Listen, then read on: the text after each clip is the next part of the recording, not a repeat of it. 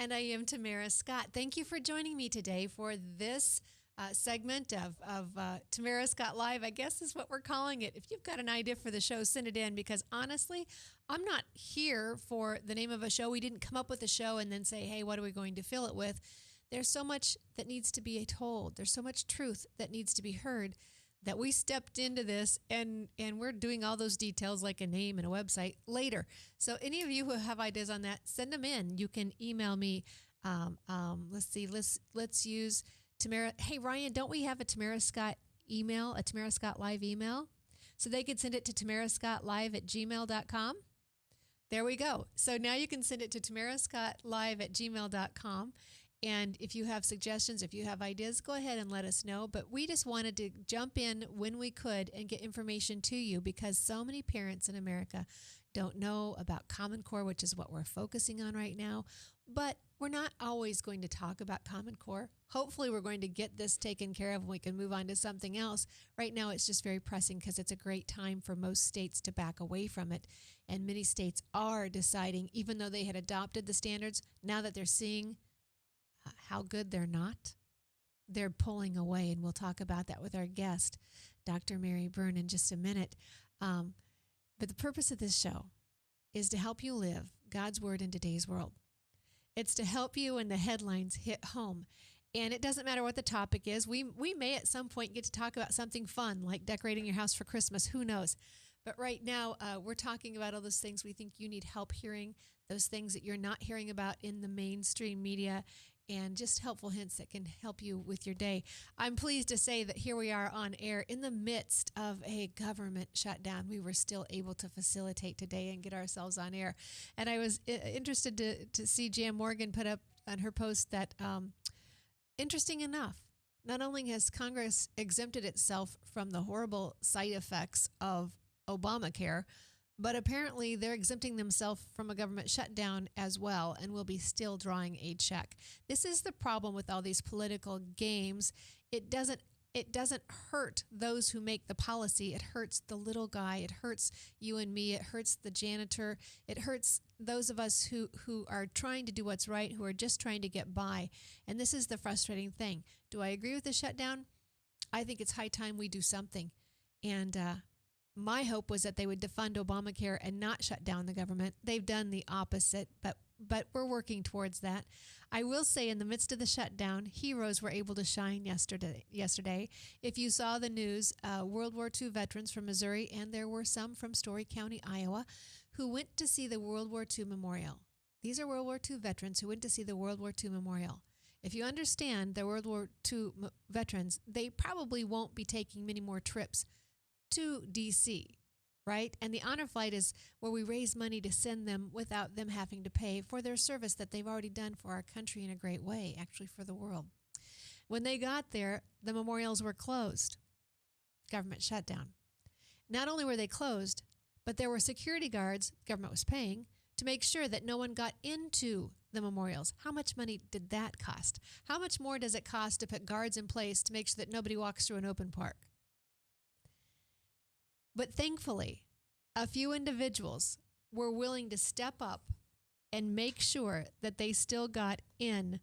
Some are calling it polite civil disobedience, but I am pleased to tell you that among those were, and I will give Tom Harkin credit, not that he wasn't on the floor saying something foolish later in the day or earlier in the day, and he was, but he also was part of the group with Republican Representative Bill Huizenga out of Michigan, Louis Gohmert, one of my favorites out of Texas, Steve King, another one of Iowa's favorites, Representative Stephen Palazzo from Mississippi.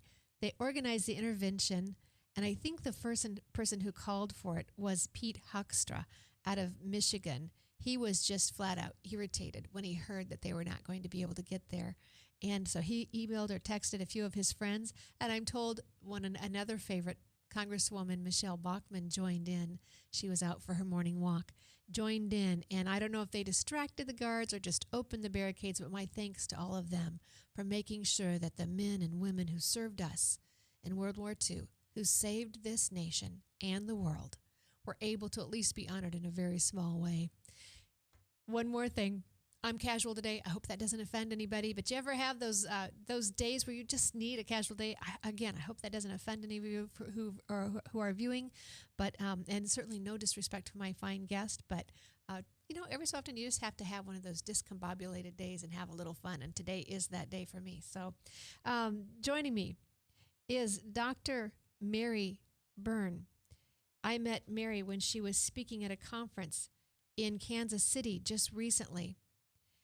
It was a Common Core forum, and those who had arranged it, I will say, did what they could to be fair.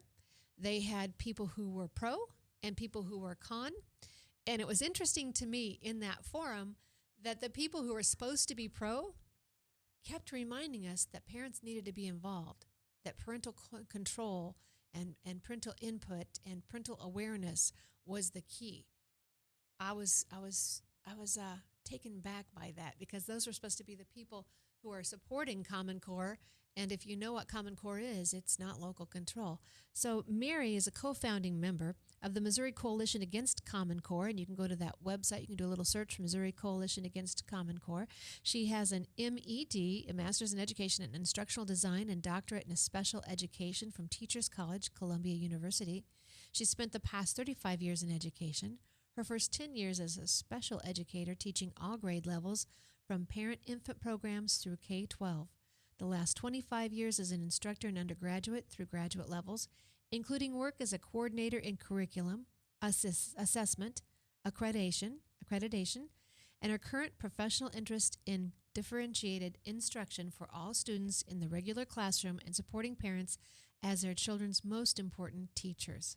So I am very pleased to welcome Dr. Mary. And Mary, am I saying your last name correctly, Dr. Mary Byrne? Yes, you are. Thank you. Very good. Well, thank you so much for taking time out to join me today. And thank you for your work in educating the rest of us on Common Core. It was very informative being in the forum in Kansas City recently. And you're going to be in another, is it a forum? Is it a seminar this weekend in Kansas City? It is a 5-hour workshop. That's the way we've organized it there. We have, as a grassroots group, approached Americans for Prosperity and asked if we created the program and gathered the speakers, could they help us to publicize and organize the logistics of conferences in the major cities of Missouri, because we have had such a thirst for information from local communities. There's several of us that do speaking throughout the state, and we are at breakneck speed getting to private groups who invite us and say we can't get answers from our school district or we can't get answers from our state board of ed. And trust me, there's a lot of information to be had that our government agencies are not sharing with the public, and yet the public pays for this. So we decided we needed to be a little more efficient, and as much as it is wonderful to go to these local communities because it's like planting a core group that can actually approach their school board, stay in the district, keep the I don't want to say pressure, but the dialogue going with school administrators, because the truth is they haven't been told the full information either. And so it's not about local school administrators withholding information from parents. They're sharing information that they get from their state levels, and it's incomplete, I will say, and many times slanted towards the administrative agenda of the state. So we're doing the best we can to be efficient for those areas that we haven't yet been able to visit, to be able to come to our central workshops. We'll have one in Kansas City this weekend, another in St. Louis, and then the final one at the end of the month is in Springfield, Missouri. And that gives families an opportunity. If they can't come to the one nearest them, they'll have another opportunity, but they'll have to travel a little bit to get to the second one. And we're hoping for to equip people with the information they need to go back into their local districts and spread the word. Okay. So that's how that works. And so for folks who want more information, is there a website or a link where they can click on and get the activities where you'll be? Absolutely. If you go to the Missouri Coalition Against Common Core website, it'll lead you to the Americans for Prosperity link where you can get more information. You could probably also contact Americans for Prosperity at Missouri, and I can send you that, and maybe you can post it for us. Okay, very good. Uh-huh. All right. And so, Mary, on some of these topics, you mentioned that people are not able to get information, and I would say that's probably very true. We have a campaign, if you will, in Iowa right now. People are trying to write to the NGSS, that's the New Generation Science Standards. Oh, yeah. And they're seeking out information, and I'll be upfront with you. This is not, I'm busy. With all the hats that I wear, this is not my area of expertise, nor one that I really wanted to be involved in. My kids are done. They're graduated. I'm an empty nester. This is not where I want to be talking right now. You and me both. I had no clue. When I sent my daughter off to college, I knew I'd be starting some kind of new phase in my life. And I was waiting to get the call. What should I be doing with the next couple of decades? And frankly, I was looking to spend some time gardening and getting the pictures together that I'd gathered over the 12 school years with my daughter, and I thought I was going to have some quiet time. But I ended up taking a job as a coordinator of curriculum assessment and accreditation in a university.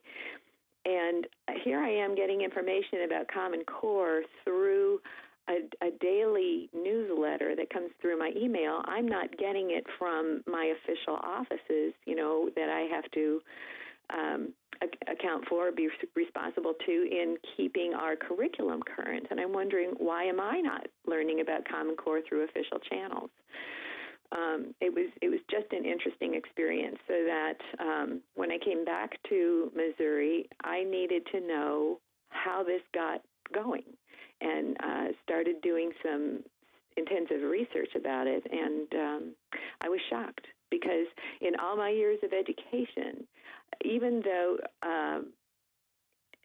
my professional part of being either a student or a teacher, my professional years were spent all knowing that the federal government had some hand to play in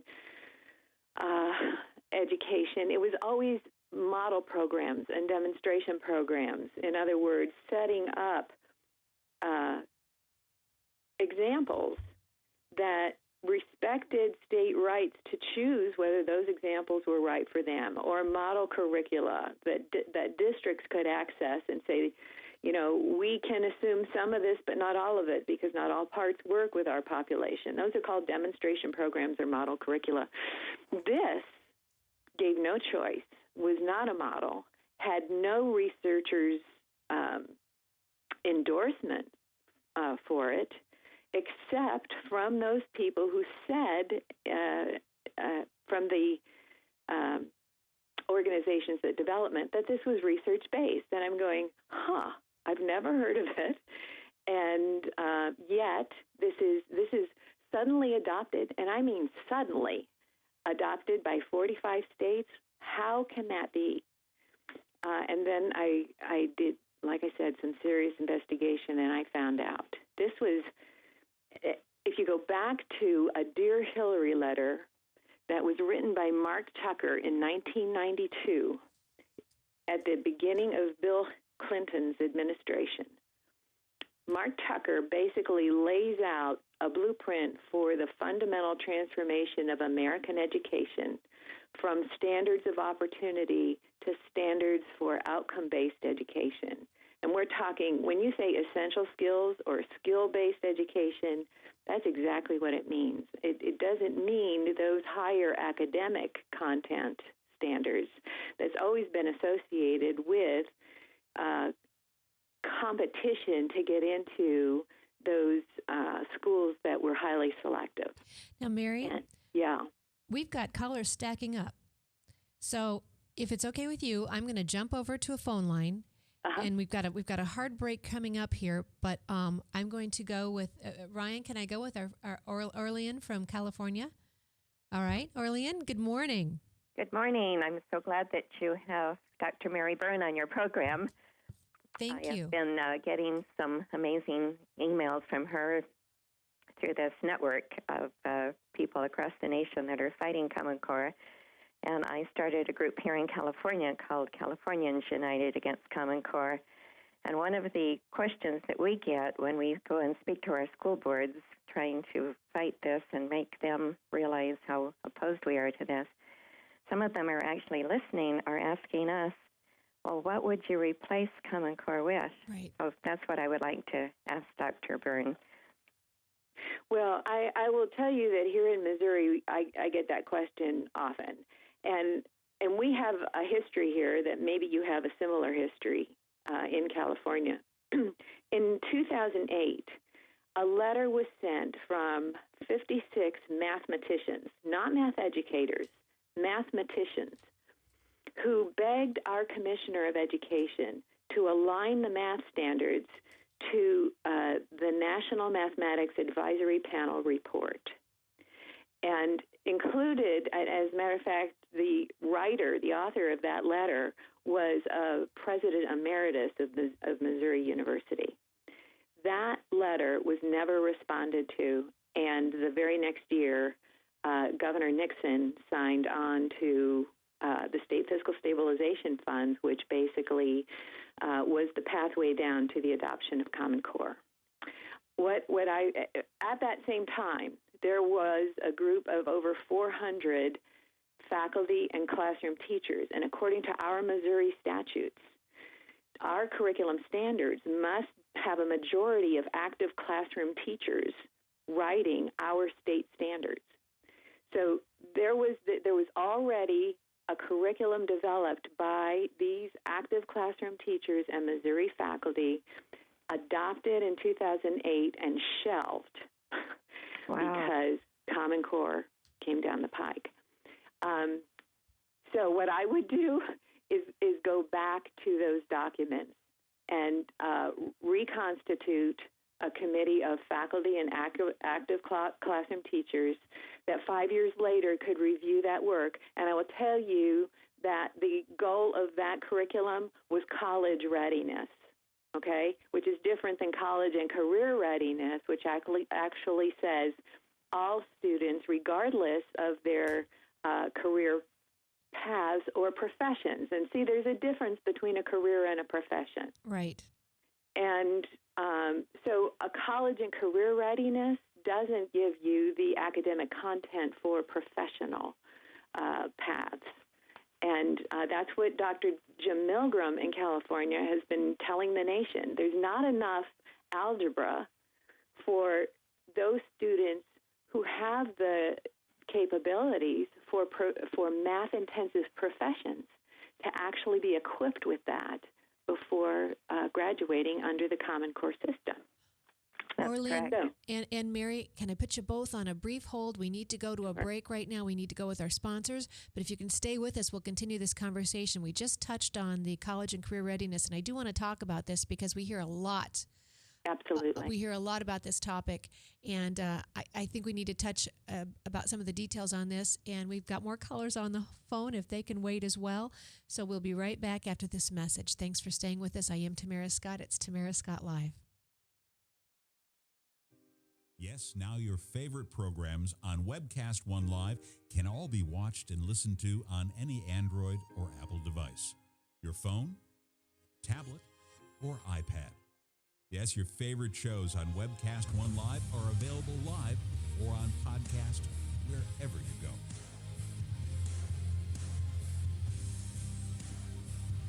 Let me introduce to you some of our great shows.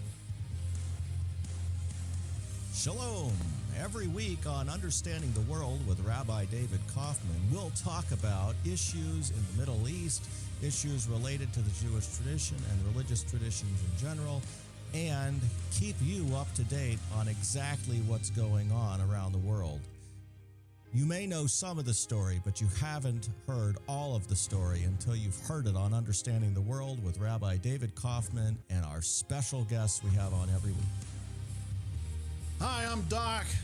You listen to me every Tuesday from 6 to 7 p.m. on Doc and Lefty radio podcast program, where we discuss all the relevant topics of the day, including state, local, and national politics. My partner in crime, Lefty, often likes to have a little bit of conservative justice served upon him. So please turn in for the fireworks every week from 6 to 7 p.m. on Tuesdays at webcast1live.com. Thank you. So when you want to watch your favorite Webcast One program, remember, there's an app for that.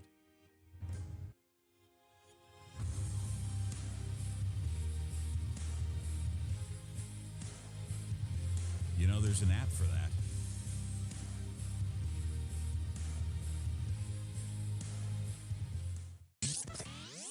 From the RE/MAX Real Estate Concept Studios, this is Webcast One Live. Get away from us, you mean old credit card. We don't have any more money. We're in trouble now. Save us! Help! Somebody save us! Somebody help! Help! Save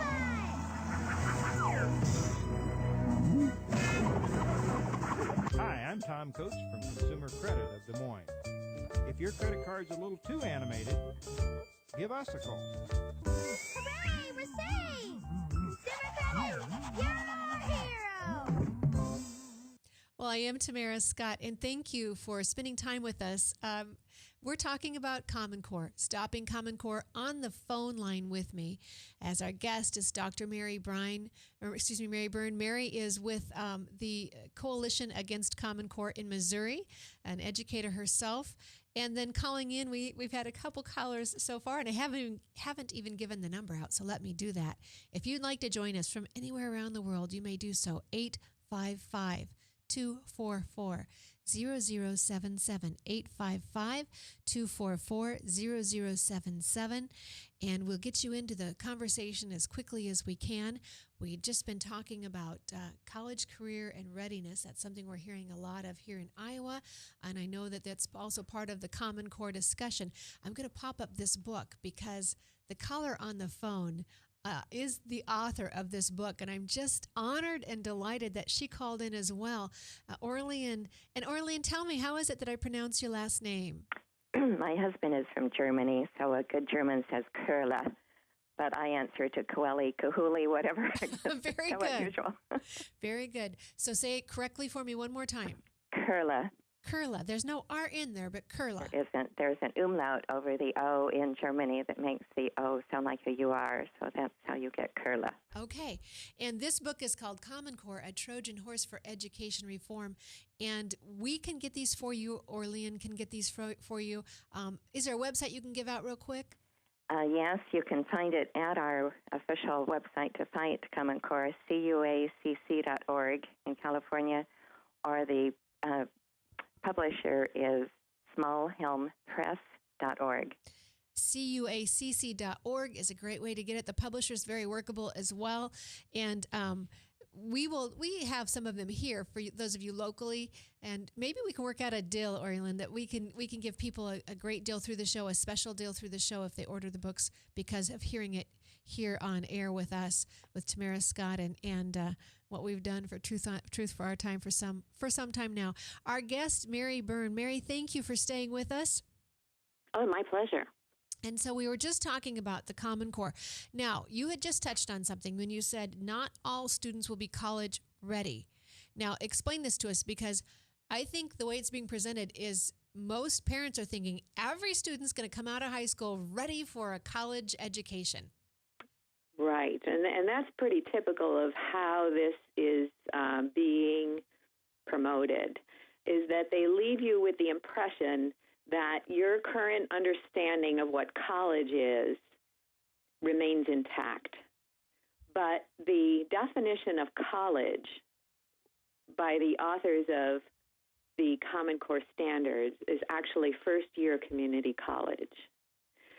So if you read, I mentioned Mark Tucker as the author of the Dear Hillary letter. Mark Tucker sat on the feedback committee of the English Language Arts Standards and former employees of Mark Tucker's America Choice. Now, they're still with America's Choice. This is Phil Darrow and Sally Hampton.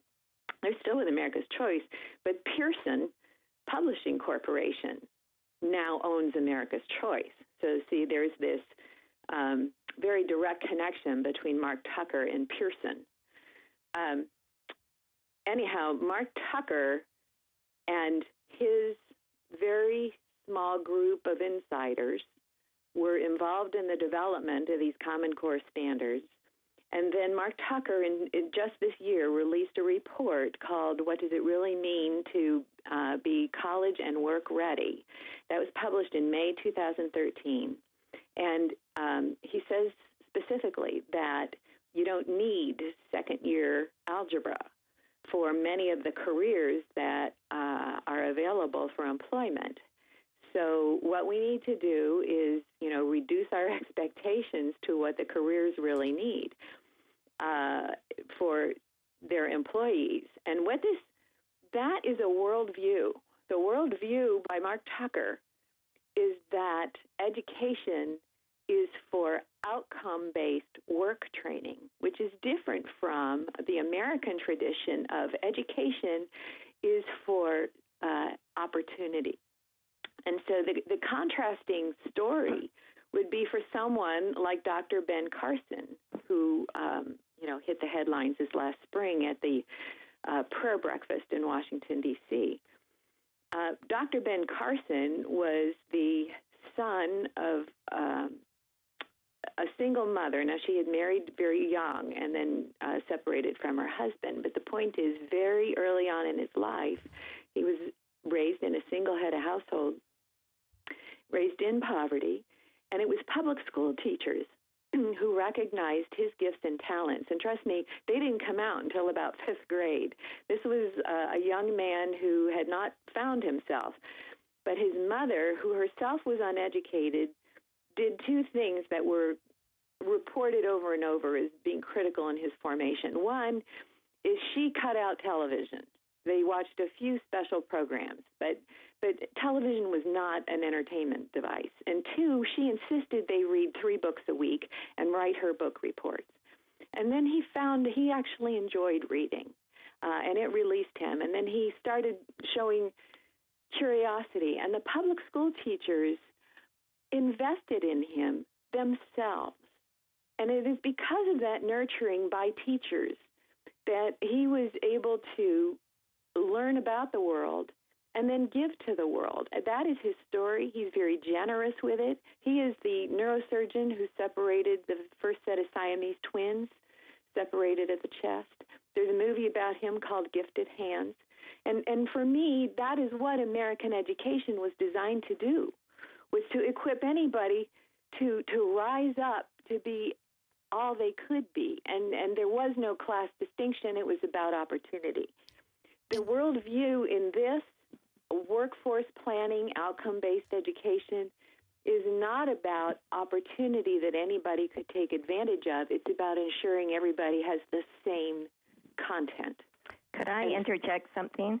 Yeah. And then I will get off so other people can have the chance to call in. But my husband, having grown up in Germany, knows exactly what you're talking about. At age 12, he had to take something called the Abitur, which is the test that determines if students can go on to college or go on to a trade school. They have the opportunity to take it twice, but if they fail it, that they're destined for a trade school. And just as you mentioned with this Ben, he was a late bloomer, as a lot of people are, and many people don't really know what they're doing in life, and they're not motivated till later. But in Germany, there was no choice. You either did well on this test at age 12, or your destiny was determined to go off to a trade school. And fortunately, my husband did well. He went on and got 4 masters and a PhD, but he knows himself how unfair that is. And this is what America is now being changed to, is this European model where we will only have 2 choices. And exactly what you mentioned about Mark Tucker, this was his plan all along, to prepare our children either for a trade school or a college bound. And as you also mentioned, I totally agree, the college is being lowered. Their only expectations are for a limited lower junior college level, and that's what Common Core is all about. And thank you so much for letting me come on for a few minutes, and I will get off now so some other people can call in. Orlean, thank you for joining us. That's Orlean Corley, and I'm not probably ever going to say that right until I put it in phonetic spelling right in front of me, but she has written the book Common Core, A Trojan Horse for Education Reform, and you can get that if you just go to cuacc.org, and we'll help you get that on here as well. I think we'll have to talk to Orly and see what we can do. I'm going to have to make another order. I ordered 25 of these just last week, received them, and I'm running out, so I'm going to have to get some more. That would be wonderful. We'd be happy to give them to you at a special discount as well. That would be great. We could offer that to our Truth for Our Time, our Tamara Scott Live listeners. That would be perfect. I want to come back to something, and Orlean, you're welcome to stay on as long as you can with your time, your schedule. You're welcome to stay on. But Mary, I want to touch on something, both of you actually. You've touched on it that, one, college is not going to be the same as we think it is. But there's even more to this. We're not talking about the CAST, C-A-S-T-E system that we've seen in other third world countries, that we've seen, that we're so thrilled we don't have here in America. And in fact, that's exactly what this is bringing in. When you're going to start children, testing them, assessing them at an early age, even in preschool, we haven't even talked about the data mining in this program. I think we're going to focus on that on our next show next week on Wednesday at 10 a.m. And by the way, if any of you are listening in, you can send these podcasts to friends. We're putting them, they're at webcast1live.com, webcast1live.com. And then we also have them at Tamara Scott Live on the YouTube channel. And we'll break them up into segments, I think, in the future for you as well. So you can just do a 20-minute segment if there's something in particular you liked. But I want to talk about this. First off, college has been dumbed down. Just flat out college. It's more of a drinking experience. It's everything except young, refined men and women being trained with discipline. It is how much can you drink? How much can you party? And honestly, when I hear the dorm room situation, here's my thought. Whenever is my child going to need that same experience unless they're an inmate in a prison or an asylum or a hospital?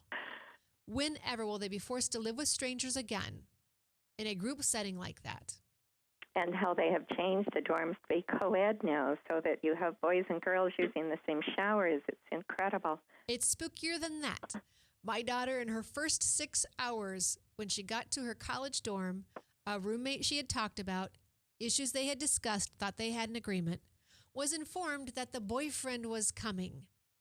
And so the boyfriend was going to spend the night, and my daughter would have to deal with a strange man in the same bedroom 4 or 5 feet away. Wow. And the security, we happened to speak to the security officers about this. Here was their first instruction. And this is off topic from Common Core, but good instruction for parents. For all of you who just sent freshmen off to the campus, understand you need to be in contact with your student every day.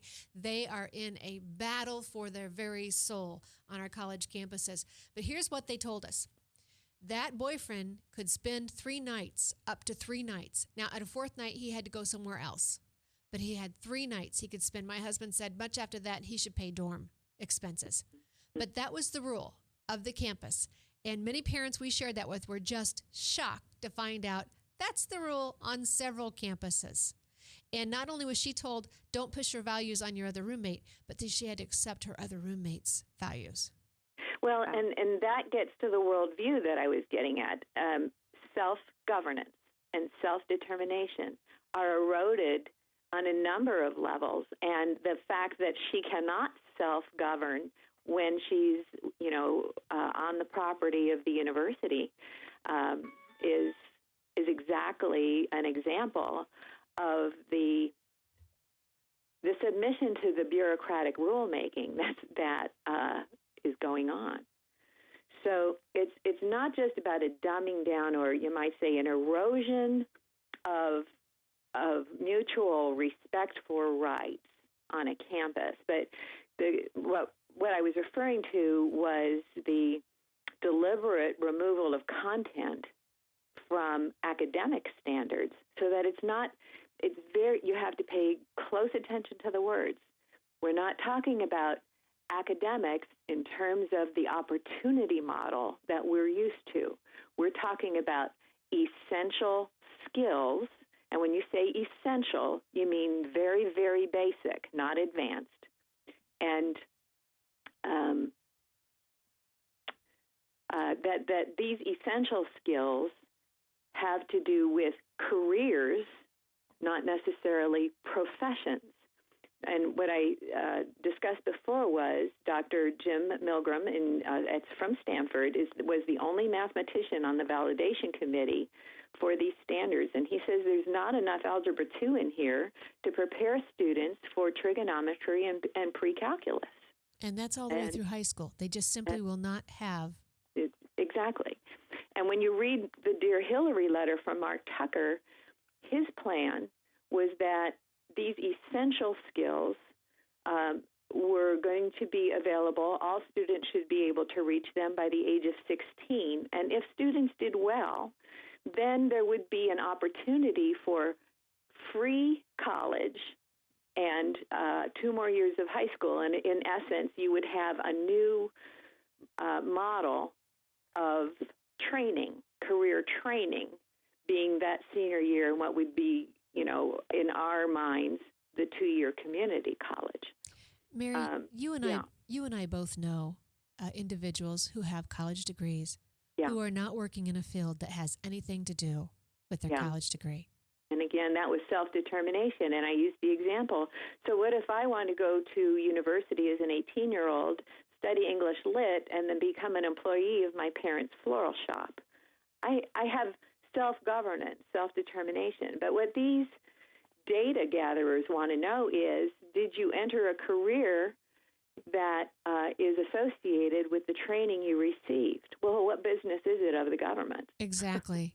And how would this have affected an Einstein? Well, you heard my story at the conference. Einstein was nonverbal. As a very young child, his family thought he had developmental delays.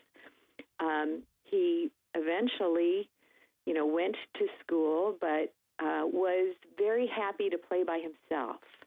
So this business of evaluating behaviors and your attitudes he would have scored low because he did not play well with others. Let's put it that way. And then, like I said, at age 5, he was ill. His father gave him a compass, and he was fascinated. You could see the passion in this, in the kind of description of his response to studying the compass and having this aha moment that there were invisible forces acting in the world. And he didn't call it magnetism, but he could see it on the needle. And that became a seminal moment for the rest of his life.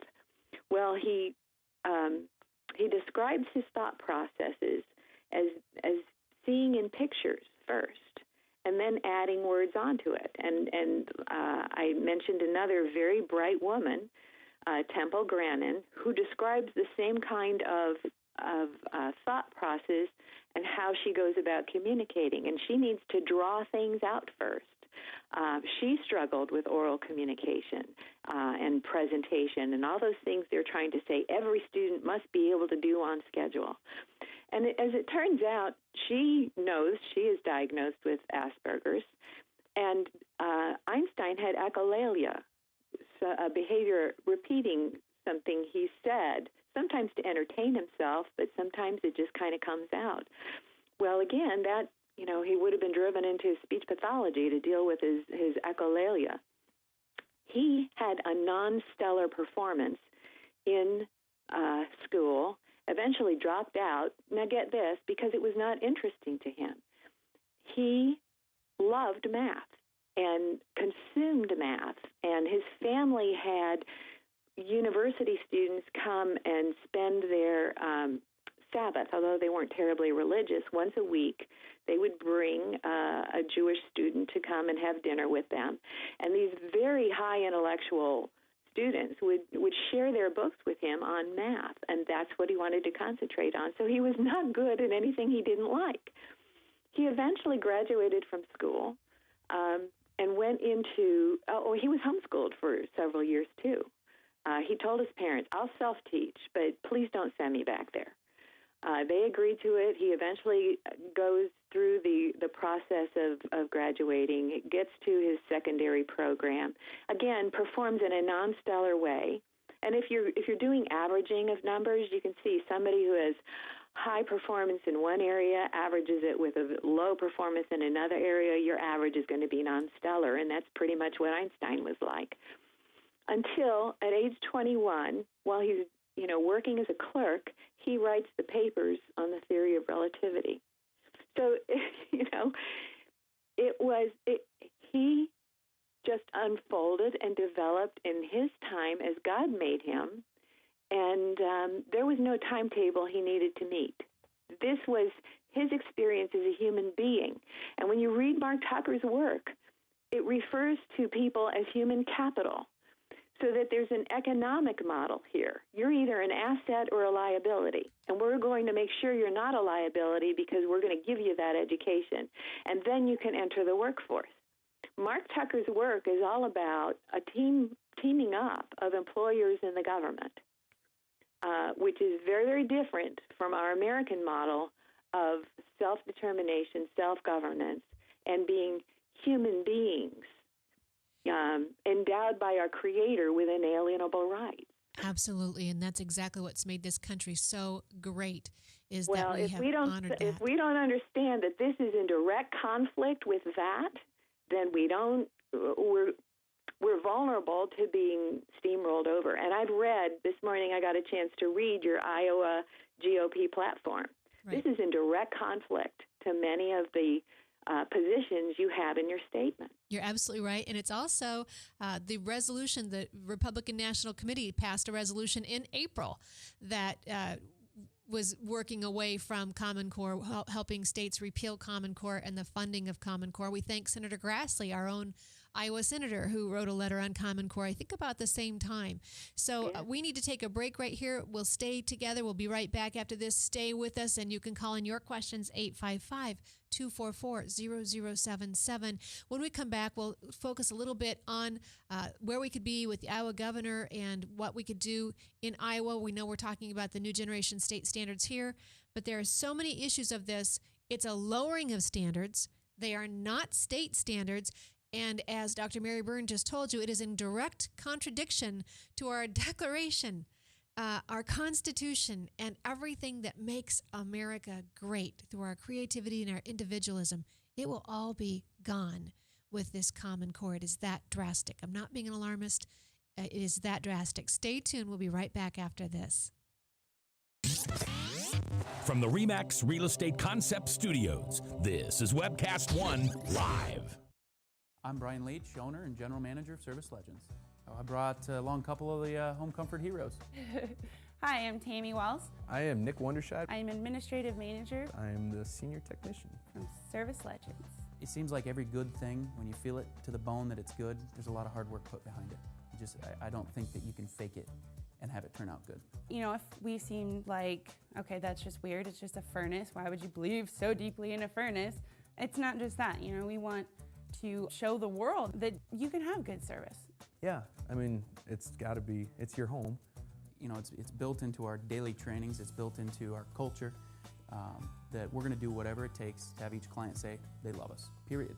That's why we spend all the hours in the training that we do. And if we guarantee it's gonna be a good experience for you, or else it's free, what type of work do you think we're gonna do? There is a guarantee. Temperature selection guarantee, fixed right or it's free guarantee, comfort guarantee, best value guarantee. All of these guarantees hold us accountable to ensuring that we exceed your expectations. And if for whatever reason we'd fail and we can't make it right, we guarantee all of those guarantees with a 100% money back guarantee. I mean, if you don't think that your technician can fix it right, are you gonna say that to a client? No. You don't have to worry about having a technician come to your house. We drug test, background check all of our team members. We put safe people in your home. Each and every one of our service techs, 400 hours a year in training. You tell it the minute they walk in the door. They know what they're doing, they've done their homework, and they actually truly care about what you want. Because at the end of the day, you're the person that makes sure I have a job. They're going to be listening. They're going to want to know what your challenges are. Then they're going to come and give you options, and you get to choose. If I'm there to help and I make it easy and painless, I did my job right that day. Well, when it comes to your comfort, safety, and your family, you don't necessarily go buy the most expensive, but you get the most bang for your buck. Oh, it's worth it, because there's a lot of people that will find a way to get it to work right now and then leave and then come back, charge you again, and the cycle just repeats itself. So when I'm out there looking at the furnace, I want to find why it failed today. How can we change the part today with something that you're not going to have to worry about? Is it worth changing the part today? I mean, you can put a lot of money into a furnace. I can fix parts all day. There's good job security in that for me, but is it the right thing for you? I get a lot of the phone calls of after the technicians are there. They're just in awe. They're like, wow, you guys are great. I mean, I don't even know what to say. You guys are great. Everything you did was perfect. It was great. Keep going though, I like this. Just give us a try. I'm going to take all the risk. I've got the time to make this right. I've got the support to make it right. Just check us out. And if you don't see the value in what we do, I mean, fixed right or it's free or 100% money back. enough said. And thank you for joining us. I am Tamara Scott. Joining me today is Dr. Mary Byrne, co-founder of Missouri Coalition Against Common Core. You can go to that website at MO Against Common Core, MO Against Common Core. And Mary is an excellent speaker. And if you have the video on this podcast, if you're able to click in and watch, as some people do, you can see she's absolutely wonderful in presentation to have come speak to a group. So legislators, I think she would be right in her element speaking to legislators or to your Department of Education folks, but even more to your parents. Just did an excellent job speaking to this forum in a panel where there were pro-Common Core speakers who, Mary, I don't think they did a very good job at all. I was a little concerned in the beginning of what we might be in for.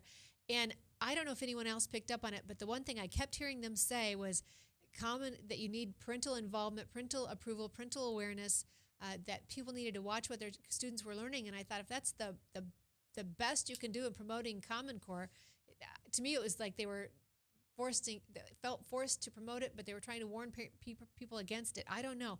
We were talking about the individual creative freedom that is endowed by our Creator, the rights, the liberties that are talked about in our Constitution and our Declaration, and how this totally changes this system. Well, and the real phrase is pursuit of happiness. True. You, as an individual, pursue happiness. And that is exactly what they were saying. The government has no right to infringe on. So in finding yourself, in understanding who you are as an individual, what your gifts and talents are, and trust me, I am not knocking community college. I think that there are wonderful programs, but they are skill-oriented careers. And there is a place for more extended learning in four-year colleges that require more, you might say, specialized study, but also the humanities. If people aren't cut out for reading lengthy novels, I get that, but those kinds of assignments in the four-year college are what make reflective statesmen, okay? And so if you eliminate the opportunity to read our American literature or to read the classics of the ages, those are the pieces of literature that were cited by statesmen to say this is the human condition and this is what's noble behavior in the human condition. And part of our concern about the Common Core English Language Arts standards is that when you're reading 70% informational text in high school, you don't have the opportunity to develop the discussions around the classic literature that show us what it is to be noble in our humanness. The reflective thinking will not be there. The stories, the parables, the wisdom, the Shakespeare will be gone. What someone said is this Common Core standard will have the same effect as if we destroyed 50% of the classic literature. That's true. And so if all you're concerned about is, will I be able to fill my stomach with pay that I get from a career, then this is what you get.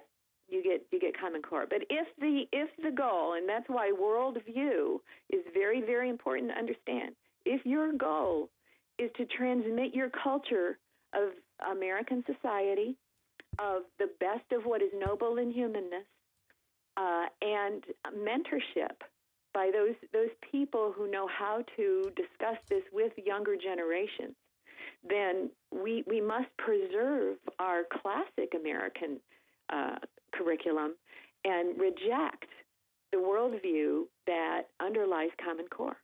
And I'm going to interject. I'm going to announce something here for you. If you're in the Iowa area and you want to come to an event this weekend, this Saturday, Pastor Matt Floyd with Calvary Baptist Church is holding a rally at the state capitol at 2 p.m., a rally at the state capitol. It's back to the beginning rally. Be talking about the founding documents and the Declaration of Independence and, hey, the Bible, one of those founding documents that had a great influence on our founding fathers and the writings that we now revere and look back to. In those writings, Mary, many of those, the penmanship is unique to begin with. The language is a little bit Old English on some of them, but cursive. Talk to us about the standards on cursive writing that will no longer be. Well, I really can't understand why it was so important for these authors of Common Core to eliminate, cursive. But I have seen that in the schools. What they did when they designed these standards, I'll tell you what I found. If you go to the Achieve website, Achieve is the organization that is responsible for these standards. There are three. And was that one funded by Bill Gates? Oh, all of these are funded by Bill Gates. Okay. There's three that are in cahoots. One is the National Governors Association. The other is the Council of Chief State School Officers. So you can see where your State Board of Ed is tied into this. And the third is Achieve. And they're all Washington-based. Achieve is actually a brainchild of the National Governors Association. And so what they do is they accept these grants, not only from Bill Gates and others, but also from U.S. Department of Ed. And the three of those organizations got together in 2007 and 2008 and started a series of summits, meetings, to determine how they were going to basically put in place this grand plan that has been floated in Congress and the American education system for the last 30 years. And like I said, Mark Tucker at the helm. And there are a series of publications, but one starting in 2004 was the American Diploma Program. And states could voluntarily go to Achieve and have their state standards compared to this American Diploma Program, which is based on the same model of career outcomes. And if states, I have nothing to say as long as you respect state sovereignty. If that's what states want and the legislature is aware of it, which is different than what happened in Common Core, but if the legislature is aware of it and all people are on board, fine. But this American Diploma Program was the seed for Common Core. And you can go to a publication on their website called, I'll get it for you. But one was Ready or Not. That was their first one. And then the second one, I'll get the title for you. But it admits that the American Diploma Program is the Common Core.